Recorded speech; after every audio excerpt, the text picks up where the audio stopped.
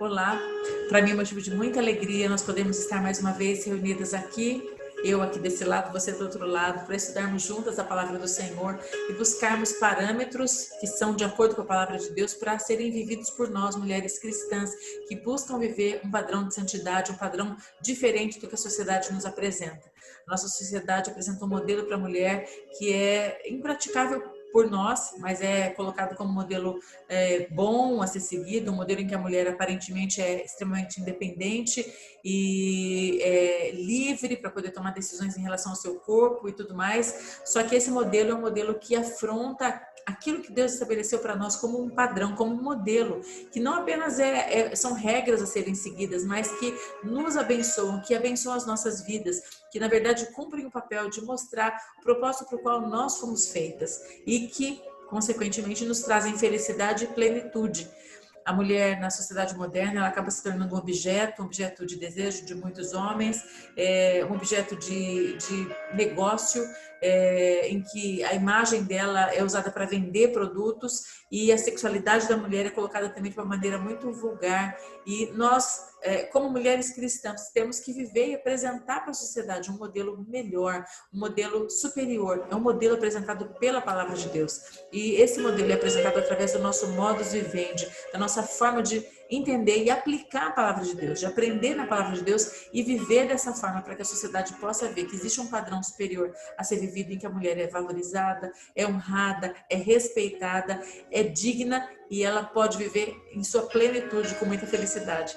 Queria te convidar a fechar os seus olhos e abaixar sua cabeça para nós orarmos ao Senhor, pedindo ao Espírito Santo que nos guie nesse momento de meditação, de reflexão, para que nós possamos aprender aquilo que a palavra de Deus apresenta, não apenas com nossa mente, com a parte cognitiva, mas com o nosso espírito, que a gente consiga apreender a informação dentro do nosso espírito, e é o Espírito Santo que faz isso. Ele que nos mostra, ele que nos convence, ele que nos conduz, ele que nos dá os insights que a gente precisa para aplicar na nossa vida a palavra do Senhor, de acordo com o que nós precisamos. Então feche seus olhos, curva sua cabeça e vamos orar juntas nessa hora. Senhor Deus, quero te agradecer pela oportunidade que temos de estar aqui mais uma vez meditando na tua palavra, Senhor Deus. Eu venho pedir ao Senhor que esteja nos usando como instrumentos, como canais livres, limpos, desobstruídos, por onde flui a tua unção, o teu poder, a tua graça. Senhor Deus, abre a nossa mente, abre o nosso entendimento. Espírito Santo de Deus, fala conosco, mostra-nos aquilo que precisamos mudar, aquilo que precisamos ajustar para viver de acordo com a tua palavra. Por nós mesmos é muito difícil, Senhor Deus, que nós vivemos caminhando contra a maré, caminhamos contra um padrão apresentado pela sociedade como o único padrão, mas nós preferimos viver, Senhor Deus, de acordo com aquilo que a tua palavra apresenta como modelo. Por isso nos ajuda a caminharmos sob essa luz. Nós oramos ao Senhor e agradecemos em nome de Jesus. Amém. Hoje nós vamos estar estudando uma pessoa que é, para mim, um modelo muito incrível e que é uma mãe para nós, que é Sara. O tema do estudo de hoje é uma mulher de fé, uma princesa que se tornou mãe de multidões. E ela é Sara. Sara, ela foi esposa de Abraão, como você provavelmente deve saber, foi o primeiro dos patriarcas e ela nasceu em uma cidade chamada Ur dos Caldeus. E ela acabou seguindo seu esposo, Abraão, para um lugar desconhecido, um lugar que eles não sabiam onde seria. Mas antes de falar que isso foi o começo da vida de Sara, os primeiros momentos em que ela aparece na Bíblia, eu queria falar um pouquinho de Ur dos Caldeus. Ur dos Caldeus era uma cidade moderna, talvez seria hoje uma Nova York, ou então uma cidade de São Paulo, ou uma cidade de Tóquio, ou uma grande cidade, um grande centro urbano. Estudiosos e historiadores encontraram na região onde existiu a cidade de Ur dos Caldeus registros cartorários de propriedades, de imóveis, tabuletas onde havia descrição do perímetro e o dono daquele lugar, lojas, comércios, utensílios muito avançados para a época em que Abraão viveu. Então, realmente era um centro comercial, era um centro cosmopolitano de pessoas que viviam e comercializavam e vendiam terras e propriedades, onde as pessoas tinham uma estrutura boa para se viver naqueles dias. E a palavra de Deus conta que, vivendo naquele lugar, vivendo ali com a família, porque depois a gente vê que Deus manda Abraão deixar pai, mãe, parentela, Deus manda que eles saiam daquele lugar para um lugar que eles não sabiam aonde era. Eu quero ler para você o texto que se encontra em Gênesis, capítulo 12, e versículos de 1 a 5. E diz o seguinte: Ora, o Senhor disse a Abraão: sai-te da tua terra, da tua parentela e da casa de teu pai, para a terra que eu te mostrarei. E far-te-ei uma grande nação, e abençoar-te-ei, e engrandecerei o teu nome, e tu serás uma bênção. E abençoarei os que te abençoarem, e amaldiçoarei os que te amaldiçoarem, e em ti serão benditas todas as famílias da terra. E assim partiu Abraão como o Senhor lhe tinha dito, e foi Ló com ele. E era Abraão da idade de 75 anos, quando saiu de Harã. E tomou Abraão a Sarai, sua mulher, e a Ló, filho de seu irmão, e todos os bens que haviam adquirido, e as almas que lhe acrescentaram em Harã, e saíram para irem à terra de Canaã, e chegaram à terra de Canaã. É interessante notar que Abraão, ele levou o seu sobrinho Ló porque o pai dele já havia falecido. Então Abraão, ele recebeu Ló como um filho adotivo, como um filho que ele deveria cuidar para poder ajudar a esse rapaz, esse jovem homem, né? Porque ele foi com a esposa também, ele tinha também já um início de vida, sobrinhos devia ser alguém bem jovem ainda, para auxiliá-lo. E ele saiu, como a palavra de Deus fala, para um lugar que ele não sabia onde era. Ele foi seguindo uma direção de Deus. Deus falou assim: para uma terra que eu te mostrarei. E Abraão, um homem de fé, a palavra de Deus fala que Abraão é o pai da fé. Ele creu que Deus realmente iria mostrar para ele um lugar, iria mostrar para ele qual era o propósito e que faria dele o pai de uma grande nação. Ele era um homem de 75 anos, como a palavra de Deus acabou de nos mostrar, e ele ainda estava sonhando que algo aconteceria, que Deus faria um milagre, que Deus faria alguma coisa para que ele pudesse ter descendência, para que ele aquela promessa de Deus se cumprisse na vida dele, e ele parte com sua esposa Sarai. O significado do nome Sarai é minha princesa. Sara significa princesa. E a letra I é um pronome possessivo de primeira pessoa, então ela significa que era minha princesa, né? E o nome que Deus deu para ela foi realmente princesa. Quando Deus chamou Abraão, Sara acompanhou Abraão e eles foram passando por Harã e depois chegaram a Canaã. E Deus foi nesse momento em que Deus mudou o nome de Sarai para Sara, quando ela tinha talvez aproximadamente 90 anos de idade. E a gente vê que eles já na velhice ainda vivem muitas coisas que Deus tinha planejado para eles. Sara, eu coloquei no início ali que ela é uma mulher de fé e a gente vai ver lá na frente, mas a primeira coisa que Sara faz, que demonstra essa atitude de fé da parte dela, é seguir o seu marido. Ela provavelmente era alguém que era pelo menos 10 anos mais nova que Abraão. De acordo com as próprias escrituras, a gente consegue aferir a idade dela. E ela olha para Abraão, um homem de 75 anos, dizendo que Deus está chamando ele para um outro lugar, uma terra estranha, um lugar que ele não sabe qual é. Eles pegam as coisas, colocam em cima de camelos e saem no meio daquele deserto de um lugar que tinha toda a infraestrutura, que tinha família, que tinha amigos, onde eles construíram a vida deles. Ela não tinha vivido ali 20 anos, 30 anos, não estava indo no auge da vida madura, talvez aos 40, aos 45, mas aos 65 anos ela saindo daquele lugar para acompanhar o seu marido para um destino incerto. Quantas de nós faria a mesma coisa? Quantas de nós teria coragem de abandonar tudo para seguir algo que Deus disse aos nossos esposos, sem reclamar, indo para um lugar estranho, um lugar incerto, andando pelo deserto, com as coisas em cima de camelos? Talvez por muito menos a gente faria uma guerra, reclamaria, falaria que a gente não estaria disposta a abandonar família, amigos, trabalho, estabilidade, conforto, para seguir algo que Deus deu ao nosso marido como direção. Mas a palavra de Deus nos mostra que o marido é o cabeça da mulher. O marido é o sacerdote do lar. Ele é aquele para quem Deus dá o comando de dirigir a família. E como nós temos nos comportado nas nossas casas?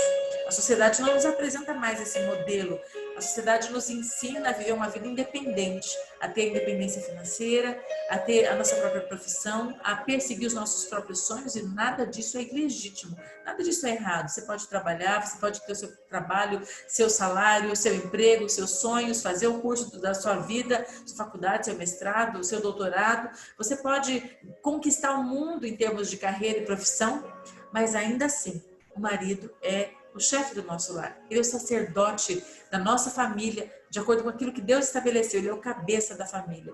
E nós devemos olhar para Sara como um exemplo de alguém que há tantos séculos atrás olhou para o seu marido com 65 anos de idade, ele com 75, já com a vida estabilizada, talvez já aposentados ali em Ur dos Caldeus, uma terra que tinha tudo, uma terra que tinha toda a infraestrutura daquela região que eles podiam talvez querer ou imaginar, de venda, de comércio, de loja, de cartório, de infraestrutura para fornecimento e abastecimento de água.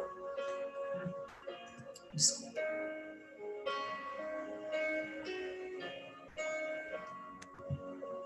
E Sara, mesmo olhando para todas essas circunstâncias favoráveis em permanecer, além de amigos e família, ela decide acompanhar o seu marido e seguir aquilo que Deus tinha dado de direção para ele. Outro fato interessante da vida de Sara que chama atenção é que ao sair de Ur dos Caldeus, eles passaram a habitar em tendas. A palavra de Deus diz em Hebreus 11, versículos de 8 a 10, que pela fé, Abraão, quando convocado, obedeceu e dirigiu-se a um lugar que no futuro receberia como herança, embora não soubesse para qual terra ele estava sendo dirigido. Mediante a fé, ele peregrinou na terra prometida como se fosse terra estrangeira, habitando em tendas, assim como Isaque e Jacó, herdeiros com ele da mesma cidade que tem alicerces magníficos, da qual o artífice e construtor é Deus. A gente vê aqui, mais uma vez, a atitude de Abraão de fé, um homem de fé, um homem sonhador, um homem que vai atrás de algo que Deus colocou no coração dele e deposita uma fé especial, uma fé, uma esperança de que coisas sobrenaturais estão acontecendo. E para que ele pudesse realizar essas coisas, ele precisava que a sua esposa estivesse junto com ele. Ela agisse em concordância com ele. Imagina só se Sara falasse, mas eu saí de Ur dos Caldeus, lá tinha toda a infraestrutura, lá tinha o meu shopping predileto, lá tinha minha manicure, lá eu tinha minha cabeleireira, lá eu tinha as amigas do clube, onde eu tomava sol, onde a gente conversava, tinha sei lá, a padaria, o barzinho, ou o lugar onde a gente podia se encontrar e comer, os restaurantes famosos, né? Tinha fulana, cicrana, que faziam pratos maravilhosos, os nossos amigos, a nossa família, e você me trouxe para o meio do deserto, para morar em barraca, para morar em tenda, para viver uma coisa incerta, para viver uma coisa que não tem estabilidade, para viver de uma forma peregrina. Foi para isso que você casou comigo? Você me tirou na minha velhice, no melhor na melhor idade, para viver dessa forma tão insegura. Por que você fez isso comigo? Mas a palavra de Deus não fala isso a respeito de Sara. A gente vai ver lá na frente como a palavra de Deus fala que Sara se comportava em relação ao seu marido. E eu posso te assegurar que não é porque ela viveu há séculos e séculos atrás e porque ela tinha já um costume cultural de viver dessa forma, porque se fosse assim, a palavra de Deus não enalteceria o comportamento de Sara. Lá em Provérbios a gente encontra que existia mulher rixosa. A palavra de Deus fala que é melhor viver numa casa vazia do que numa casa que tem uma mulher rixosa. Porque é como uma goteira contínua, pingando, pingando, pingando, né? Pá, pá, pá, pá, pá, pá, sempre pingando naquela mesma constância. Não para nunca de reclamar, não para nunca de falar a mesma coisa. Sempre existiram mulheres rixosas, sempre existiram mulheres que são ávidas por fazer contenda, para questionar, para ir contra, para trazer instabilidade para a família, porque não aceitam a liderança do seu marido. Mas não foi isso que Sara fez. Sara habitou em tendas com Abraão durante boa parte da sua velhice, porque ela sabia que ele estava sendo guiado para um projeto que Deus tinha dado para ele, e ela foi obediente a ele. Outro fato interessante na vida de Sara é que ela, apesar de ser muito bonita, ela permanecia fiel ao seu marido. A Bíblia fala que depois que eles partiram lá de Ur dos Caldeus, eles foram para a terra de Canaã, caminhar, eles chegaram em Canaã, mas houve um momento em que houve muita fome na terra e Abraão e Sara precisaram partir para o Egito. E na ocasião, Sara tinha já 65 anos de idade, mas apesar disso ela era muito bonita, era considerada uma mulher muito bonita, a ponto de Abraão dizer para ela, avisar para aqueles homens que porventura cortejassem a ela, que Abraão era seu irmão. Então ele sabia da beleza que ela tinha e não era só uma impressão de marido apaixonado, não, porque assim que chegou no Egito foi exatamente o que aconteceu. Os homens se enamoraram dela, o próprio faraó ficou encantado com a presença de Sara e ele fez com que Sara ele fez com que Sara fosse conduzida para o seu harém. Ele convidou Sara a fazer parte do harém de mulheres que ele tinha, mas Deus protegeu Sara. E Deus castigou a Faraó e a toda a sua casa com esterilidade, para que ele pudesse perceber que alguma coisa estava errada, para que ele pudesse notar que alguma coisa tinha errada. E ele foi, na verdade, advertido pelo próprio Abraão que Sara era sua esposa. E ele pediu, por favor, me abençoa. Eu não fiz nada contra você, eu não fiz nada de mal, porque eu não sabia que ela era sua irmã, que ela era sua esposa. E Abraão falou assim, na verdade, ela é minha irmã por parte de pai, mas não por parte de mãe, nós viemos a nos casar. E ele pediu, então, por favor, partam do Egito. E ele trouxe, ele deu, na verdade, para Sara recompensa para que ela pudesse sair dali honrada, porque a culpa não era dela. Então, realmente, ela era uma mulher muito bonita, mas também muito honrada e fiel ao seu marido. Passados mais alguns anos depois de que esse episódio aconteceu, 20 anos mais tarde, aos 85 anos, Sara, mais uma vez, é cortejada por uma outra corte.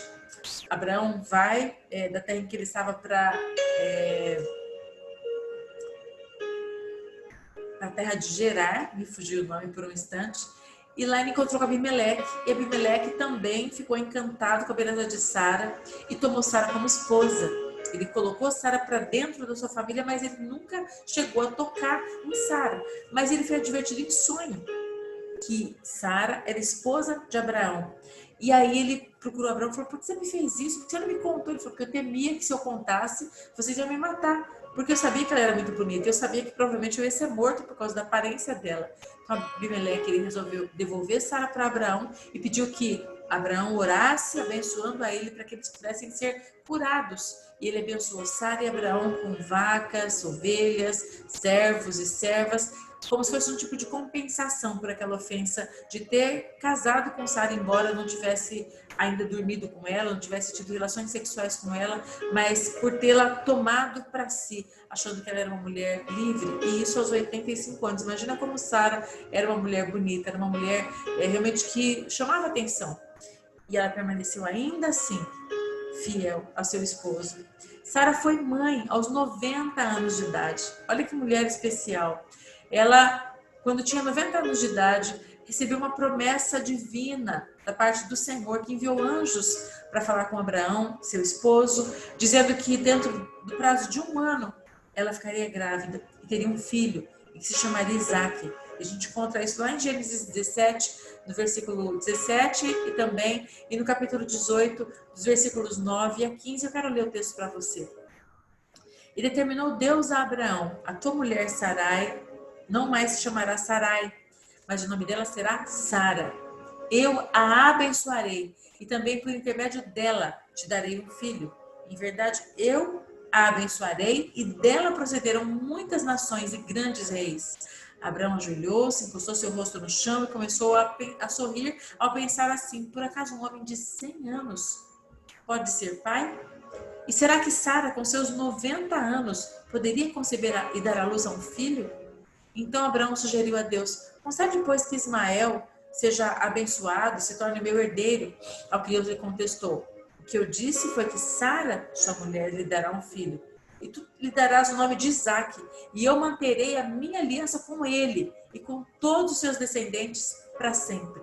Entretanto, também compreendi o teu pedido a respeito de Ismael, e eu abençoarei. Lhe darei muitos filhos e uma multidão de descendentes, e ele será pai de 12 príncipes, e eu farei que os descendentes dele sejam uma grande nação. Todavia, minha aliança eu manterei com Isaque, teu filho, que Sara dará à luz nessa mesma época, no ano que vem. Assim que terminou de falar com Abraão, Deus subiu e retirou-se da presença dele. Eu li Gênesis 17, de 15 a 17. E mais um texto que eu quero ler para você, que se encontra em Gênesis 18, de 9 a 15, a respeito dessa mesma história, que fala o seguinte: perguntaram-lhe eles, onde está Sara, tua mulher? Os anjos que tinham vindo para anunciar a destruição de Sodoma e Gomorra e que acabaram também anunciando o nascimento de Isaac, o filho da promessa. E ele respondeu, está ali na tenda. E um deles lhes disse, certamente tornarei a ti no ano vindouro, e eis que Sara, tua mulher, terá um filho. E Sara estava escutando a porta da tenda, que estava atrás dele. Ora, Abraão e Sara já eram velhos e avançados em idade. E Sara havia cessado o incômodo das mulheres, ela não menstruava mais, ela não tinha mais fluxo. Ela já era uma mulher na menopausa, já tinha passado dessa fase, né? Então ela não poderia mais gerar filhos.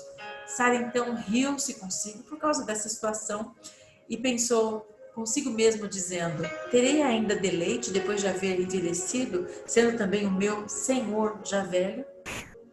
Perguntou o Senhor a Abraão, por que Sara riu? Dizendo, é verdade, eu sou velha e darei à luz a um filho? Aí vem um versículo maravilhoso, que é o versículo 14 do capítulo 18, que diz assim, há porventura alguma coisa difícil ao Senhor? Tem algumas versões que dizem, há alguma coisa demasiadamente difícil ou alguma coisa impossível ao Senhor?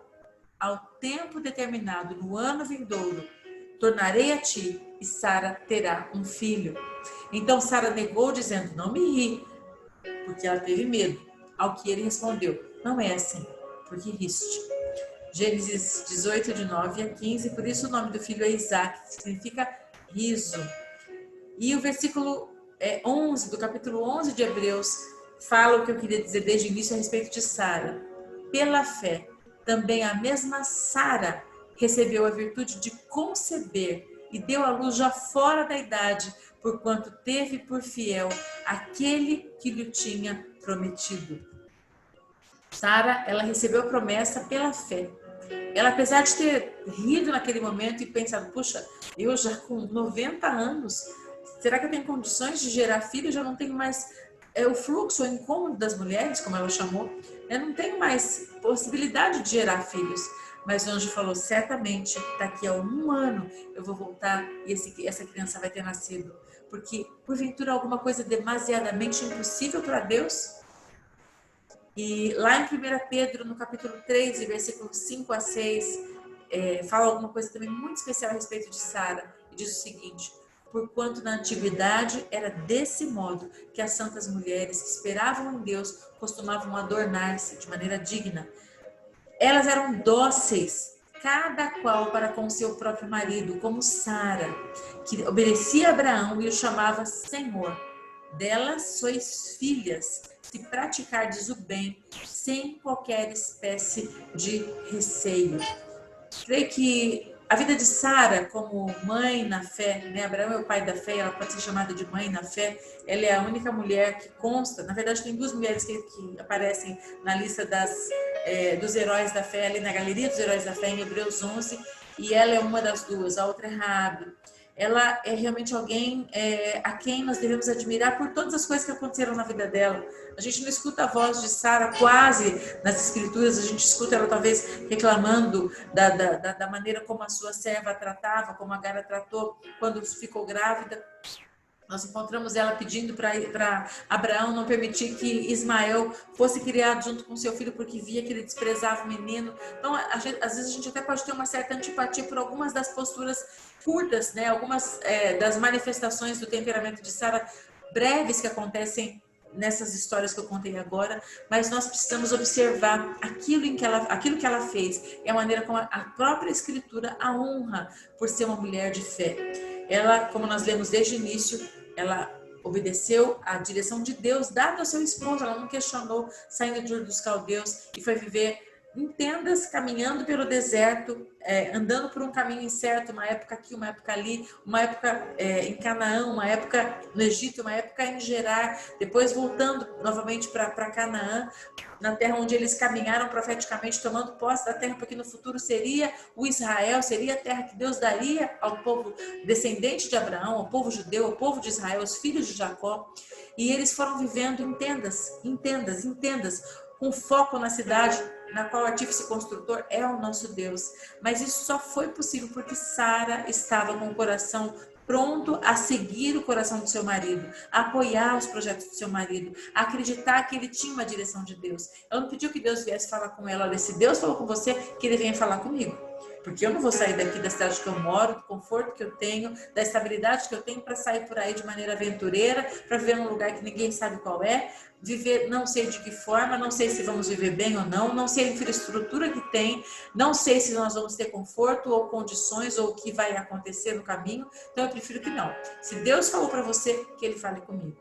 Talvez nos nossos dias, essa seja a postura de boa parte das mulheres. Que tipo de Deus pede para você simplesmente abandonar tudo e sair para uma terra desconhecida, para uma vida desconhecida, para um tempo desconhecido? Nós, como imigrantes, sabemos muito bem o que é viver num lugar estranho, partir para uma experiência que é completamente nova, sem garantias, seja qual for a forma ou o país, o lugar para onde você vai, o lugar onde você vive. Quando você se despede da sua nação e parte para um outro lugar, vai ser algo novo, vai ser algo que pode ser bom ou ruim. E nessa experiência de Sara, ela saiu para viver em tendas, numa condição muito mais simples, uma condição que demonstra instabilidade, incerteza, não tinha uma estrutura na qual ela podia se basear e falar assim, não, realmente nós saímos dali, mas estamos agora estabelecidos, nos fixamos, construímos a nossa casa, né, estamos em uma cidade, convivemos com pessoas que estão nos dando uma segurança. Não, não. Era incerto, era inseguro, não era estável, não tinha estabilidade nenhuma, mas era o que Deus tinha estabelecido para eles, e ela obedeceu. Eu costumo ouvir algumas pessoas dizendo, alguns pastores, alguns líderes, que o alfabeto do crente não é A, B, C, D, mas é obedecer. E ela seguiu bem esse alfabeto, né? Ela obedeceu a voz de Deus dada através do seu esposo. Ela seguiu Abraão pelo caminho que ele indicou, que era andando pelo deserto e buscando saber a vontade de Deus. Ela habitou em tendas, ela não fez contenda com ele por não ter podido mais viver talvez de uma maneira mais confortável, mais luxuosa, mais estável, mas ela aceitou viver daquela forma. Depois, mais tarde, ela obedeceu de novo seu marido quando ele pediu, por favor, não fala que eu sou seu marido, fala que eu sou seu irmão. Ela preservou a imagem do seu marido. Ela não denunciou, ela não causou. Para nós é muito estranho esse conceito, porque é totalmente fora da nossa realidade. Eu li alguns comentaristas dizendo que a irmã que era esposa tinha uma posição de nobreza superior. Não sei se isso é verdade, mas independente disso, só o fato de ter que ser colocada numa condição em que ela acabou sendo até desposada por um outro homem, como aconteceu com Abimeleque, é humilhante para ela. Mas dentro desse contexto em que nós não entendemos, ainda assim o que eu vejo de lição é que ela honrou seu marido, ela procurou preservar a imagem do seu marido, ela procurou preservar a vida do seu marido, ela procurou entender os planos dele e estar de acordo com ele. Ela estava de acordo com aquilo que ele mostrava que era bom para eles dois, acreditando que ele estava conduzindo a família para o lado de Deus, para o lado certo, para o lado que ia ser benéfico para toda a família. E finalmente também, quando Deus traz a promessa para ela de gravidez, ela já com 90 anos de idade, ela se coloca à disposição e crê, porque é isso que o livro de Provérbios fala, que Sara também, pela fé, alcançou a promessa de ser feita mãe, já aos 90 anos de idade, porque ela creu naquele que havia prometido. E finalmente nós vemos que a Bíblia exalta Sara, no livro na carta do apóstolo Pedro, no capítulo 5, falando que Sara obedecia a Abraão e chamava de Senhor. E ele fala para nós, delas sois filhas, se praticardes o bem sem qualquer espécie de receio. Então, se tem um exemplo que eu creio que nós podemos extrair da vida de Sara para nós. É o exemplo de submissão saudável. Não é uma submissão cega, não é uma submissão de subserviência, de você é o chefe, eu obedeço, você trabalha, eu limpo a casa. Não é isso, mas é de olhar para o marido como cabeça do lar. A palavra de Deus fala que Cristo é o cabeça da igreja, assim como o esposo é o cabeça da sua mulher. E nós, muitas vezes, por causa da sociedade em que nós vivemos, nós temos dificuldade de enxergar essa hierarquia. E tudo no reino de Deus é estabelecido em hierarquia. Nós não queremos imaginar, não, ele não está acima de mim. Nem Deus falou que porque existe hierarquia, existe alguém que está acima, embora a cabeça seja assim uma cobertura. Mas dentro de uma estrutura, uma instituição de trabalho, por exemplo, existem os gerentes, existem os chefes, existem os operários, existe um diretor, existe um CEO, existe uma estrutura, um organograma que demonstra uma estrutura que faz com que a coisa funcione para que o produto final seja produzido da melhor maneira possível e que aquela empresa possa continuar sobrevivendo. E nessa estrutura estabelecida por Deus, que é a família, Deus colocou o homem como o cabeça dessa estrutura e a mulher como ajudadora idônea, assim como a gente vê lá em Gênesis e falamos disso na última semana. Então, que nós possamos olhar para o exemplo de Sara como uma mulher que entendia sua posição e sabia que isso não a desmerecia, isso não nos desmerece. Olhar para os nossos esposos e saber que Deus dá direção para eles como cabeça do lar.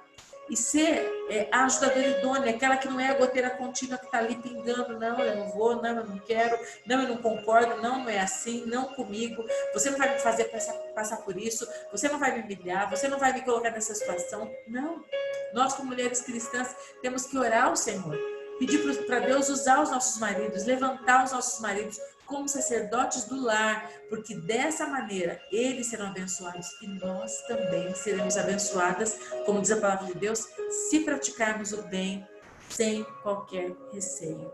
Que a lição de Sara seja uma lição para a sua vida nesse dia e que você possa refletir um pouco sobre como tem sido o seu comportamento em relação ao seu marido, como tem sido a sua visão em relação à sociedade, à posição da mulher.